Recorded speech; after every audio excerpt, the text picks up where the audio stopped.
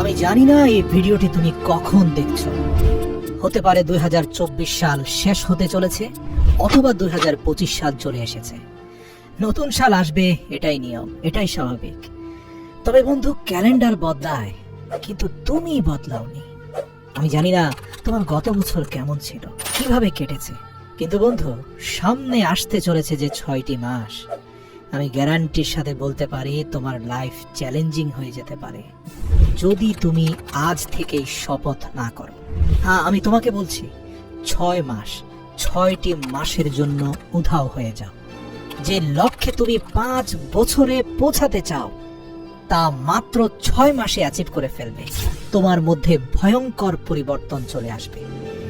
বিশ্বাস হচ্ছে না? আজকের তারিখটা তুমি নোট করে নাও। আর ভিডিওর মধ্যে ডুবে যাওয়ার আগে দয়া করে যা কিছু অতিরিক্ত করছো তা বন্ধ করে দাও। 6 মাসের জন্য উধাও হয়ে যাও।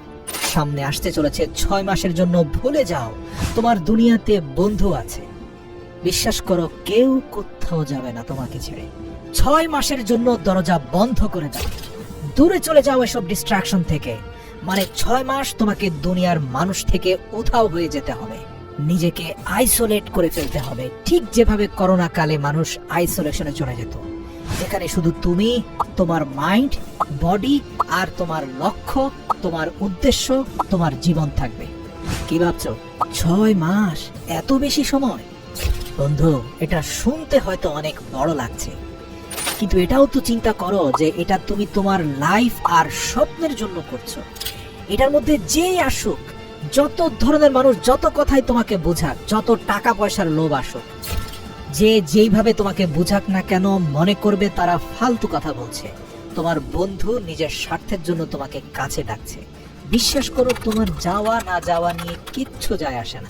মনে রাখো, এই 6 মাসে তুমি যত মানুষের সাথে থাকবে, তুমি ততই নষ্ট হবে। সব আনন্দের গ্রুপ থেকে লেফট হয়ে যাও, ফালতু মানুষ এড়িয়ে চলো। আর টাইম ওয়েস্ট যারা করে তাদেরকে ব্লক করে দাও জীবন থেকে, ফেসবুক থেকে, ইনস্টাগ্রামের দুনিয়া থেকে বের হয়ে আসো। তোমার কাজ আছে জরুরি, এটা বলে শেষ করো চ্যাটিং। মেসেজ টাইপ করে নিজের সময় নষ্ট করো না। 6 মাস সেলফিশ হয়ে যাও।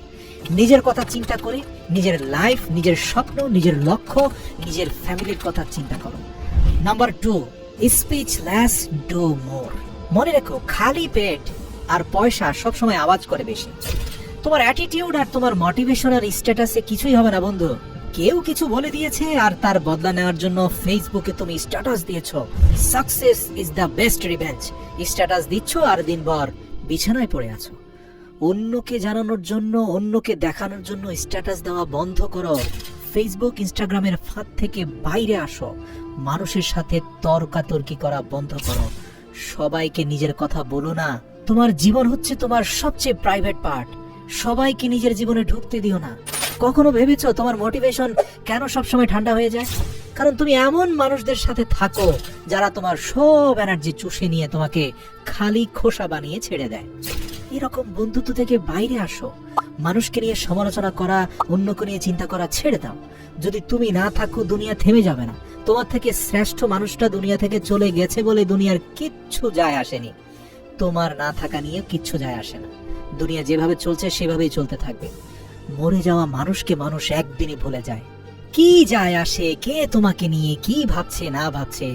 আর যদি তোমার এতই ফিলিংস হয়, মানুষের কথায় যদি এতই কষ্ট হয়, দয়া করে অনুরোধ করে 3 নম্বর পয়েন্টটা মুখস্থ রাখো। মানে নিজের ফিলিংস গুলোকে জ্বালিয়ে দাও এই 6 মাসের জন্য। এই যে খিটখিটে মেজাজ হয়ে যাচ্ছে, ডিমোটিভেটেড হয়ে যাচ্ছ, মারাত্মক টেনশন হচ্ছে, তাহলে দয়া করে একটা কাগজ নাও আর লেখো কেন তোমার আত্মবিশ্বাস হারিয়ে যাচ্ছে, কেন এত টেনশন তোমার। যত রাগ, অভিমান, নেগেটিভ এক্সপেরিয়েন্স সব কিছু কাগজে লেখো, তারপর আগুন দিয়ে তা জ্বালিয়ে পুড়িয়ে তছনছ করে দাও। দেখবে তোমার ভেতরের ফিলিংস গুলো জ্বলে পড়ে ছাই হয়ে গেছে, একদম খালি হয়ে যাও। আর যদি বলতেই চাও, মানুষকে না বলে শুধু নিজের সৃষ্টিকর্তাকে বলো। রাতের আধারে হাত তুলে প্রার্থনায় তাকে বলো। মনে রেখো, মানুষকে নিজের কষ্টের কথা বলে নিজের দুর্বলতা প্রকাশ করে দিও না, বরং সৃষ্টিকর্তাকে বলে আধ্যাত্মিক শক্তি অর্জন করো। মনে রেখো, তোমার চোখের পানি মোছার জন্য কেউ আসবে না, সবাই বেমানি করে চলে যাবে। Number 4 point, think you like a product. দেখো, 21 দিন তুমি যা খাবে, তুমি যেভাবে দেখবে, তুমি যা করবে, তুমি যা শিখবে, আমি গ্যারান্টির সাথে বলতে পারি তুমি ঠিক ওই রকম হয়ে যাবে। মানে এটা তোমার অভ্যেস হয়ে যাবে। দেখো, লোহা 21 দিন চুম্বকের সাথে থাকলে চুম্বকের মতো হয়ে যায়, কিন্তু আবার কিছুদিন দূরে থাকলে সে আবার লোহা হয়ে যায়, মানে যেমনটা ছিল তেমন হয়ে যায়। মনে রাখবে, তুমি হচ্ছ তোমার হ্যাবিটের গোলাম, তোমার অভ্যেসের দাস। তোমার হ্যাবিট নিশ্চিত করবে তোমার সাকসেস। নিজেকে একটা প্রোডাক্টের মতো ভাবো। এটা চিন্তা করো যে যদি কোনো গাড়িতে খারাপ তেল যায় তাহলে সে গাড়ি কতদিন চলতে পারে। তুমি তোমার ব্রেনকে যত ভালো জিনিস দেবে তত ভালো ডিসিশন নিতে পারবে তোমার ব্রেন। তোমার হাতে থাকা মোবাইলটাও তো আপডেট নেয় বন্ধু, তাহলে তুমি কেন নিজেকে আপডেট করছো না? কেন নিজের মাইন্ডকে খারাপ অশ্লীল ভিডিওতে ডুবিয়ে রেখেছো? কেন ইনস্টাগ্রাম, নেটফ্লিক্স আর নাটক সিনেমার জগতে তুমি ডুব দিয়েছো? এসব বন্ধ করো আর নিজের মাইন্ডকে 100 ভাগ ফ্রেশ করে ফেলো। হ্যাঁ, ওই যে বলছিলাম, মেজাজ খারাপ হয়ে যায়, মাথা ব্যথা করে, লক্ষ্য এবং উদ্দেশ্যের দিকে ফোকাস করতে পারছো না, মনোযোগ দিতে পারছো না। এর কারণ কি জানো? তোমার শরীরকে তুমি ভালো খাবার দিচ্ছ না, যত সব জাঙ্ক ফুড, অস্বাস্থ্যকর খাবার তুমি খাচ্ছ। মনে রেখো, খারাপ তেলে যেমন গাড়ি নষ্ট হয়, খারাপ খাদ্যে তোমার শরীর, তোমার মস্তিষ্কের ক্ষমতা নষ্ট হয়। বিশ্বাস করো, মনোযোগ দিতে না পারলে প্রতি সপ্তাহে 4 দিন রুটি খাওয়ার বদলে কাঁচা বাদাম খাও। এই কাঁচা বাদামের ওমেগা 3 ফ্যাটি অ্যাসিড তোমার ব্রেনের শক্তিকে বাড়ায় কিনা, তোমার মনোযোগের ক্ষমতাকে শক্তিশালী করে কিনা, হাতে নাতে প্রমাণ পেয়ে আমাকে বলো। শরীর মোটা হয়ে গেলে জিমে চলে যাও, ধীরে ধীরে নিজেকে প্রস্তুত করো। আচ্ছা, তুমি লাইফে কিছু করতে চাও আর সেটা করার জন্য তোমার এনার্জি থাকতে হবে। তোমার শরীরে যদি এত চর্বি থাকে আর যদি তুমি এত দুর্বল হয়ে যাও, তাহলে তুমি সফলতার ধাপগুলো পার হবে কিভাবে? আসছে 6 মাস, নিজেকে পাল্টে ফেলো। খাদ্য অভ্যাস চেঞ্জ করো, বডিকে ভালো কিছু দাও। স্বাদের জন্য খেও না, জীবন্ত খাবার খাও, জীবনকে ভালোবেসে খাও। জিমে যাও, টেস্টোস্টেরন বাড়াও, অনেক বেশি মাসেল হবে, অনেক বেশি টেস্টোস্টেরন বাড়বে। হাই টেস্টোস্টেরন মানে হাই এনার্জি, মোটিভেটেড ফিল করবে টেস্টোস্টেরনের কারণে।